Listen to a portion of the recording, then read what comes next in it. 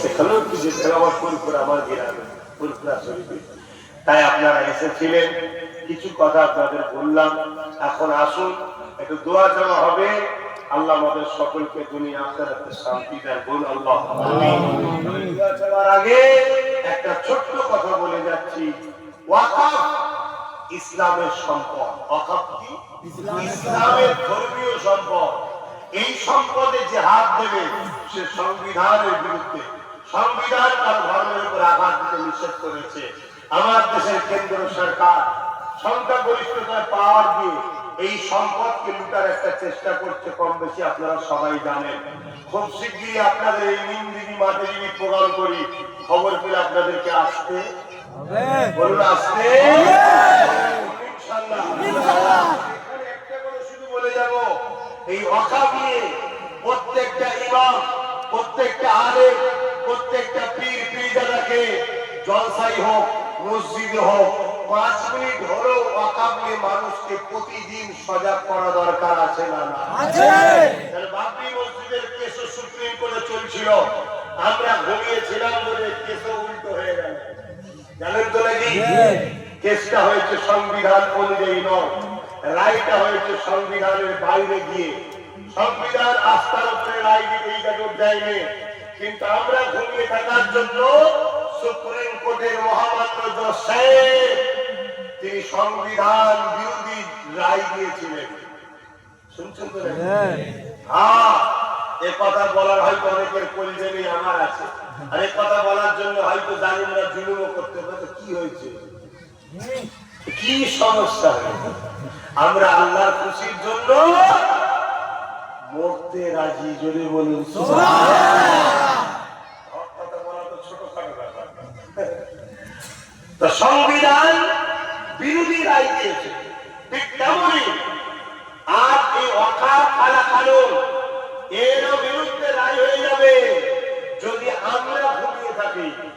এই প্রত্যেকটা ইমাম, প্রত্যেকটা আলেম, প্রত্যেকটা পীর পীরজাদা যদি তারা মসজিদ, মাদ্রাসা, কবরস্থান ইসলামের ওয়াকাফকে ভালোবাসে, নাটক শুধু কখনো কখনো করতে হবে না।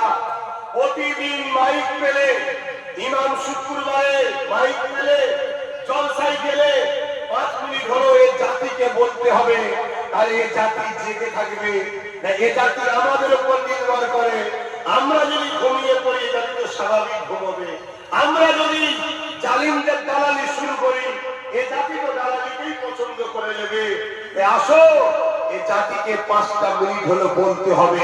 আর জাতিকে বলবো, আলেম চেনো, পীর চেনো, পীরজাদা চেনো, ইমাম চেনো, খোদার ঘরে দাঁড়িয়ে সপ্তাহে একদিন জুম্মার দিনেও যদি 5 মিনিট তোমাদেরকে না জাগায় যে ওয়াকাফ ভুলে গেলে চলবে না, বাঁচাতে হবে, এতটুকু যদি বলার ক্ষমতা না থাকে, জানতে গো ইমাম ইমামতি করা ওর জন্য শোভা দিচ্ছে না। কোন পীর পীরজাদা মুফতি মৌলানা 2 ঘন্টা জলসা করে নবীর মেম্বারে বসে যদি এই দুটো কথা বলতে না পারে, ওয়াকাফ বাঁচানো আমাদের ঈমানি দায়িত্ব, ফরজ হয়েছে, তাতে যদি জীবনকে বাজি লাগাতে হয় লাগাতে হবে। ওয়াকাফের বিরুদ্ধে যে আমাদের দুশমন, সে কেন্দ্র সরকার হোক আর রাজ্য সরকার হোক, ওয়াকাফের বিরুদ্ধে যে আমাদের দুশমন, সে এতটুকু কথাও যদি বলতে না পারে, আমার মনে হয় এই জাতিকে বোঝা দরকার এ মোল্লা মনীষা পীর পীরজাদা এরা ধর্মের সাইনবোর্ডে পেট চালাচ্ছে, ধর্মের জন্য এদের ভাবার সময় নাই। এতটুকু কথা শুনছেন তো? তোমরা এবার বাঁচো, বাঁচার সময় হয়েছে। তোমরা যদি বাঁচতে শুরু করো, আমি চ্যালেঞ্জ দিচ্ছি, তোমরা ইসলামের এত বড় উপকার করবে বলার মতো নয়।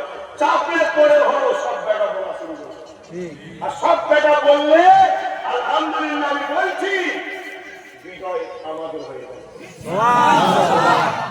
শুনছেন তো? একটা দুটো বললে হয়, সবাইকে বলতে হয়।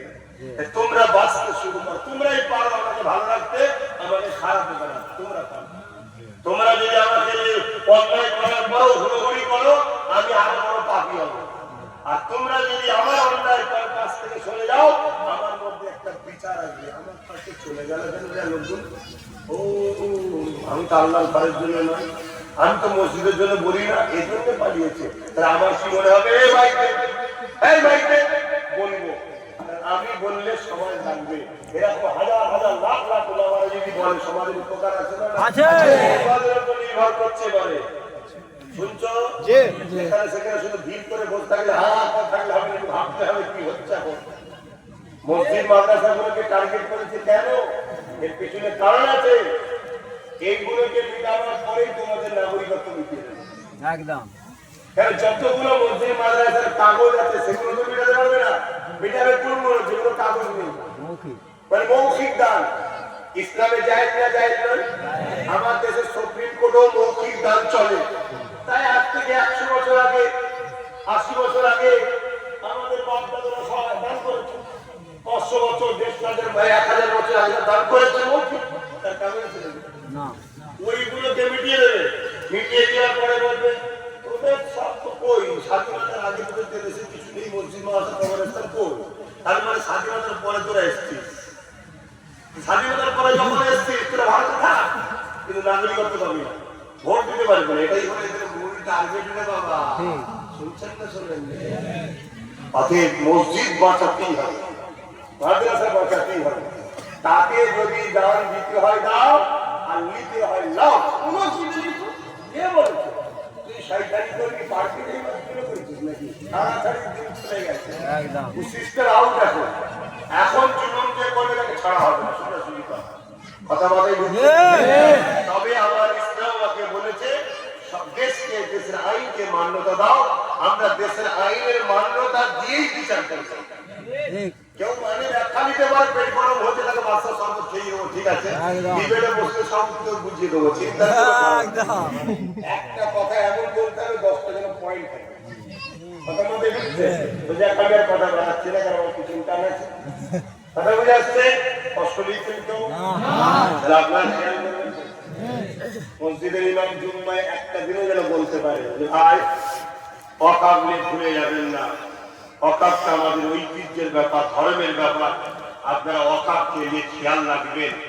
লোকে লোকে আন্দোলন করবেন, যেখানে আন্দোলন হবে যাবেন। অকাব বাঁচাতেই হবে ভাই। আমি বেশি বলতে বলছি না, বলুন না। আব্বাস সিদ্দিকীরা খারাপ বেশি বলে, আপনি ভালো মানুষ কি বলুন না। দ্বিতীয় নম্বর, জলসার মাহফিলে 2 ঘন্টা ওয়াজ করলেন, 5টা মিনিট এটা বলতে পারছেন না যে ওয়াকাফের বিরুদ্ধে যে দুশমন আমাদের, সে যেই হোক, কত বড় পদে বসে আছে, কত বড় পাওয়ারফুল, কত মিলিটারি, কত ফোর্স, কত কি আছে, সব পায়ের তলায় রাখি আমরা।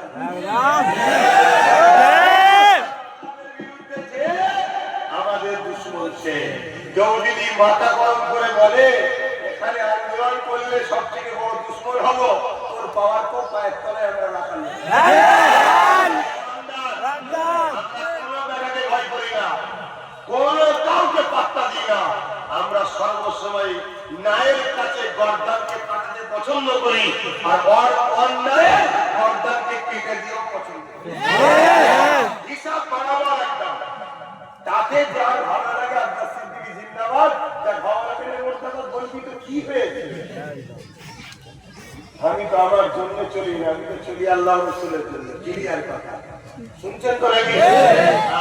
আসেন তওবা করি। বিসমিল্লাহ।